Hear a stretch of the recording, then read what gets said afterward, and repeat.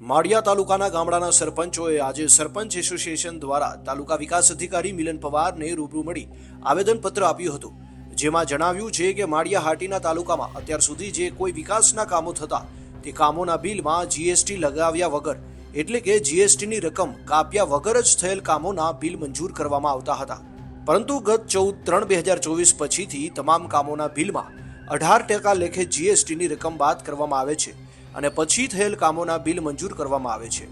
જેની સામે માળિયા હાટીના તાલુકાના તમામ ગામના સરપંચોએ વિરોધ દર્શાવ્યો હતો। જુઓ જૂનાગઢથી પરેશ વાઢિયાનો રિપોર્ટ।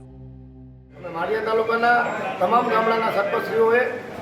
અમારા તાલુકા વિકાસ અધિકારી સાહેબને આવેદનપત્ર આપેલું કે અમારા જે વિકાસના કામો છે છેલ્લા 6 મહિનાથી ન થતા હોય, જેમાં જીએસટીનો પ્રશ્ન હોય, તે મુદ્દે અમે આજ બધા સરપંચશ્રીઓએ આવેદનપત્ર આપેલું છે કે જે વિકાસના કામો 6 મહિનાથી જે બંધ છે તે કામો વહેલી તકે ચાલુ કરવામાં આવે અને જીએસટીનો જે પ્રશ્ન છે તે નિકાલ કરવામાં આવે। એટલે આજ રોજ અમે બધા સરપંચશ્રીઓ અમારા ગામના સમસ્ત ગામજનોનો પણ વિકાસના કામોની અપેક્ષા હોય અમારા બધા પાસે,